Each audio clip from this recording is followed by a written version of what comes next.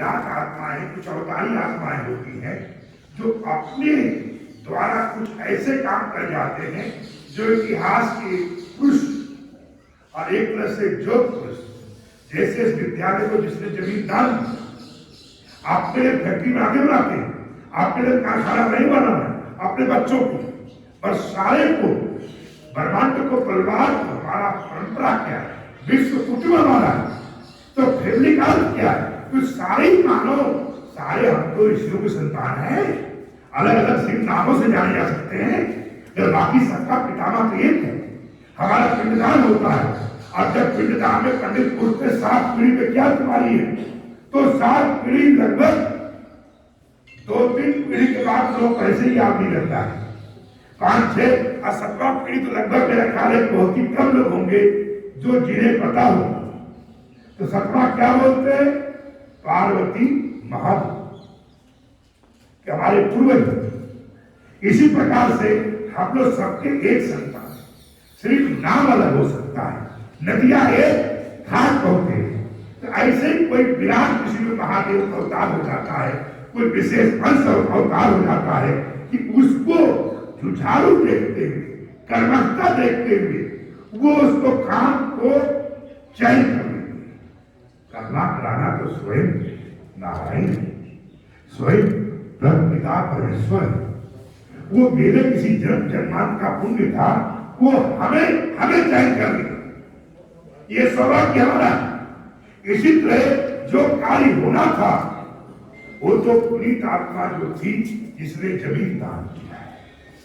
सारे तो कर्म करते नहीं है, कर्म के लिए तो कुछ ही अधिकार दिए जाते हैं और सारे के सारे जब सब का सब, सारी दुनिया जब सच बोलने लगेगी तो फिर सच का महत्व खत्म हो जाएगा। झूठ है कि सत्य का महत्व कायम हुआ है, प्रकाश का महत्व जड़ी है, अंधेरा है कम। इसलिए जीवन आपका एक क्या है? युद्ध के लिए आपको काम करना है।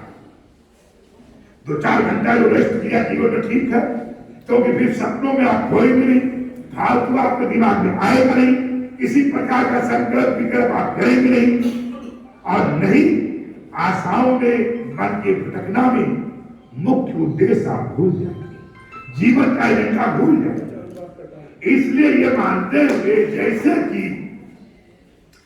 देवी देवताओं के पास से, महारानी सरस्वती के कृपा से कहीं न कहीं इनका चयन होना हमें मानते हैं, स्वयं राधा रानी और जो ये पुण्य आत्माएं या और जो व्यवस्थाएं करना उन्होंने और उन्होंने किया, और जो इनके द्वारा इनको जो मुक्त कर लिया, इनको जो चयन कर लिया, उस ब्रह्मा का, नाम देवी देवताओं का, महादेव का मैं कृपा करता हूं। इनके द्वारा जो सिर्फ एक ड्यूटी भी समझ के अपना कर्तव्य समझा गया, अपना फर्ज और कर्तव्य समझा गया कि हमें क्या करना चाहिए, कौन क्या किया उससे कोई लेना नहीं, पिछले लोगों ने क्या किया नहीं किया उससे नहीं, हमें उनसे ये सीखना है कि हमें क्या करना है, हम लोगों के लिए क्या कर सकते हैं, हम कितना अच्छा सुंदर विद्यालय चला सकते हैं,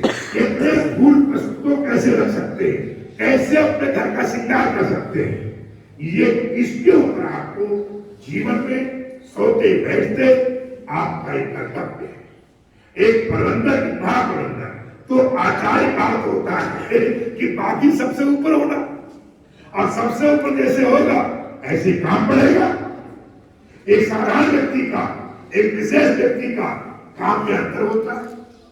जो जितना बड़ा होगा उतना उसके जीवन में काम का महत्व, प्रधानता ज्यादा हो जाएगा।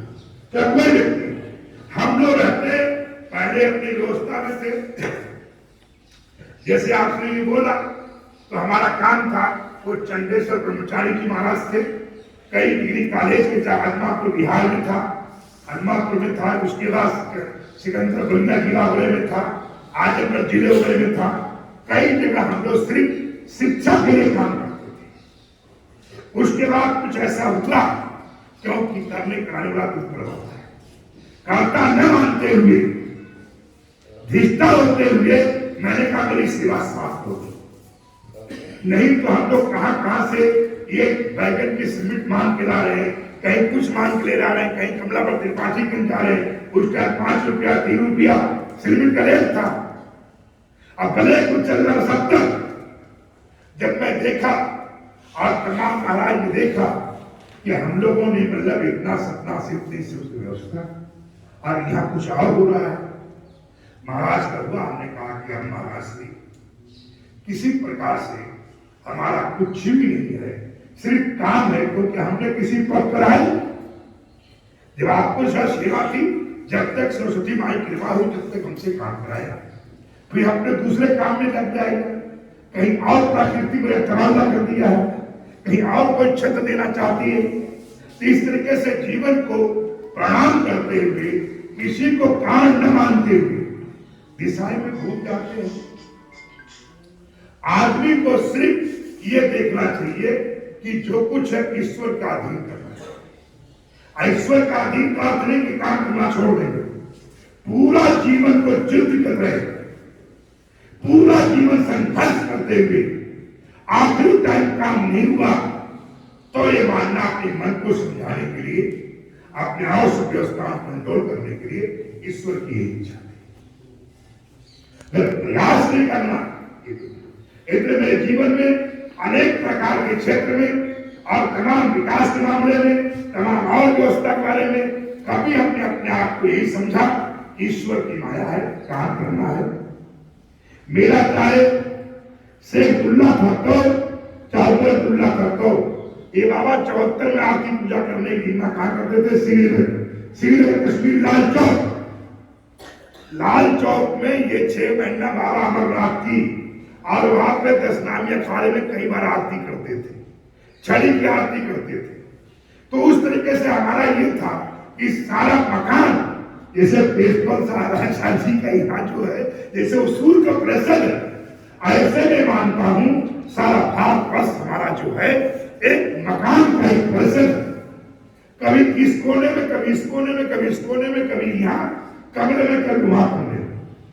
राज्यों में क्या मानता हूं मेरे मकान के एक रूम है, तो कहीं भी जाना है, कहीं भी सेवा करना है, चाहे कामाख्या माता के चरण हो, चाहे राधा रानी के चरण हो, चाहे और जगह हो, विशेष रूप से जैसे हमारे इनका संवाद था कि जमुना जी में जल कैसे, जल का साधन क्या था। तो आप ये देखें जैसे नर्मदा माई, गोदावरी माई, कावेरी माई, 3 महानदियों का जन्म कहां से होता है?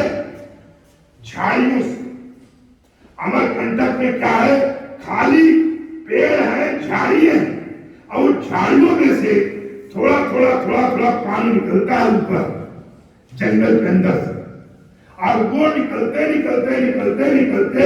जंगल के बाहर जाते बहुत एक विशाल धारा बनती जाती है, और वो धारा जंगलों से गुजरती हुई जब वो जंगलों के बाहर आती है तो उसको विशाल नदी कहते हैं, जहां सरदार सरोवर और सैकड़ों डेढ़ पाने के जीवनदायी निकलती कहां से है? बृहस्पतियों से। इसी तरह से गोदावरी नदी कहां से निकलती है? त्रंकेश्वर ब्रह्मगिरी पर्वत, और वहां क्या है? सिर्फ कुछ पेड़ है और कुछ बृहस्पति है, वही से जल निकलता रहता जमीन के अंदर से। हमने तमाम लोगों से इसी तरह मैं जब वहां दक्षिण में देखा कावेरी को, वो भी जल निकलता हुआ, तो मैं तमाम लोगों से राय बात किया, तो लोगों ने बताया कि मतलब जो है महाराज जो रात्रि को वो सोता है, आसमान की जो ठंडी होती है, ये वृक्ष नीचे ऊपर से जल खींचते हैं बादल का, और ये पेड़ों के द्वारा और जड़ों के द्वारा इनके तलों के द्वारा जमीन में आती है, और जमीन से जल रहा है। फिर मैंने कहा कि यहाँ हमारे यहाँ जमुना गंगा या सरजू महारानी कैलाश से निकलती है, बागेश्वर पिथौरा गढ़धारपुरा, इसी तरह से जैसे गंगा गंगोत्री वगैरह से निकलती है, जमुना महारानी कहा जमोत्री से निकलती है, और तमाम चीजें फालते करते आते हैं। तो हिमालय का ग्लेशियर से चल गया, कहां से आते? ग्लेशियर से। पर हम सिर्फ यमुना किनारे जो प्राकृतिक पहले था और कहीं पर्यावरण, हम पर्यावरण में शत्रु न हो जाए। पर्यावरण के क्या हुआ, कुछ ऐसे शासक आए, कुछ ऐसे मुख्यमंत्री आए, मंत्री आए कि पर्यावरण के कहीं न कहीं वो मतलब विकास और सब चीज तलाश बहुत कुछ खो गए। उसका अर्थ रहा कि हमारा सारा वृक्षों काट दिया गया, और जब वृक्षों काट दिया गया तो जो शक्ति चाहिए था, जो जरूरत की गुणवत्ता थी, वो जल खींचने की वो कम हो गई, और वो जल की जब गुणवत्ता कम हो गई तो फिर यमुना जी में जलाशय कम हो गया, और जो व्यवस्थाएं थी, तो हमारा ये चिंतन थी, सोच थी, इनसे राय बात थी, शिवराज सिंह से भी था कि 5 करोड़ पेड़ लगाए जाए। मेरे साथ किसान मुनि भी थे और तमाम संत लोग महात्मा लोग घूमते फिरते रहते हैं। एक हमें क्या करना, उसकी चिंता करता। तो हमने वहां जरूर मीटिंग किया उज्जैन में, महाराष्ट्र में, कि कहीं कहीं से वृक्ष लगाता हूं। जैसे उनका भूखंड, तो मेरा क्या हुआ, हमने 7,500 सिर्फ वृक्ष लगाया फलों का, कि उसने चिड़िया जंतु भी खाए, मनुष्य भी खाए, और पेड़ से उसका खींचा भी खाए। एक तरह और जगह तमाम चीजें जो देश में घूमता रहता हूं कि उसके प्रति हमें इसके लिए क्या करना है। तो हमें मात्र मतलब मानव की चिंता रहती है, कहाँ तीर्थों का अच्छा शुद्धिकरण हो, जहां से स्वच्छता हो, और जहां अनेक प्रकार की व्यवस्थाएं हो, उसको मैं करता रहता हूं।